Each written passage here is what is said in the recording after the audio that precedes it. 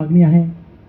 ग्रामीण बँकेत जो 30,000 कर्मचाऱ्यांचा गॅप पडलेला आहे, ज्या कर्मचाऱ्यांची बँकेच्या कामकाजासाठी नितांत गरज आहे, ती अशी मागणी आहे। त्यानंतर महाराष्ट्र ग्रामीण बँकेत जरी पॅरिटी झाली असेल, परंतु उर्वरित आरआरबीमध्ये बऱ्याच ठिकाणी काही गोष्टीचा अभाव किंवा काही गोष्टीचं इम्प्लिमेंटेशन त्याच्या आरआरबीने केलेलं नाही आहे।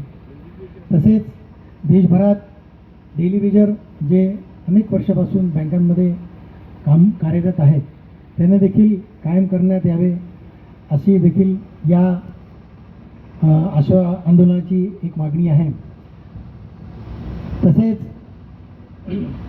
प्रवर्तक बँक म्हणजे स्पॉन्सर बँक ज्या आहेत, त्यांचे जे डेप्युटेशन ऑफिसर इथे येतात, तर त्यांना इथे न आणता आमच्या बँकेत इंटरनल प्रमोशन करून इथेच त्या कॅडरचे अधिकारी कर्मचारी निर्माण व्हावेत अशी देखील मागणी आंदोलनाची आहे।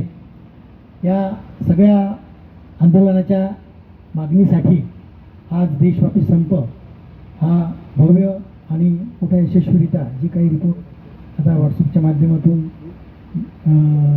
हे जे सोशल मीडियाच्या माध्यमातून व्हॉट्सअपवर येत आहेत, त्यामुळे प्रचंड प्रमाणात हे आंदोलन यशस्वी झालेलं आहे।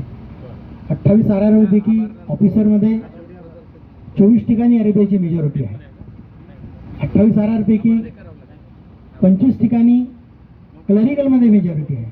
त्याच्यामुळे अशा भव्य प्रमाणाचं आंदोलन या आरबीआयच्या प्रत्येक ठिकाणी असलेल्या अस्तित्वामुळे शक्य होणार आहे। अपवादात्मक काही राज्य, मग आसाम असेल, महाराष्ट्र असेल, बिहार असेल, गुजरात असेल, हिमाचल असेल, अशा काही 2-4 जर स्टेट सोडले तर आरबीआयचा झेंडा हा दिमाखाने सगळीकडे फडकत आहे। आणि जर काही या 10 तारखे त्यांनी काल जे CLCची मीटिंग झाली, जे काही आश्वासन त्या CLCच्या मीटिंगमधून दिलं, त्यावेळेस 4 बँकांचे जनरल मॅनेजर, 2 बँकांचे चेअरमन, DFAचे अधिकारी, नाबार्डचे अधिकारी दिल्लीला 4 तारखेला आले होते।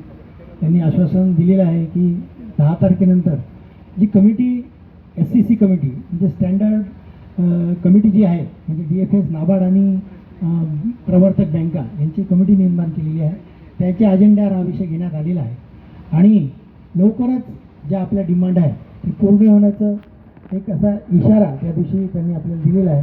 होऊ शकते आपल्याला संप करायचं काम पडणार नाही, परंतु 8 जूनला जर संप झाला तर प्रचंड प्रमाणात तो संप आरबीआय यशस्वी करून दाखवणार आहे। आणि यासाठी आपण जी आज एकजूट दाखवली, खरोखरच ती वाखाणण्यासारखी आहे। पुनश्च मी सगळ्यांचे धन्यवाद आणि मीडियाचे देखील आभार मानतो।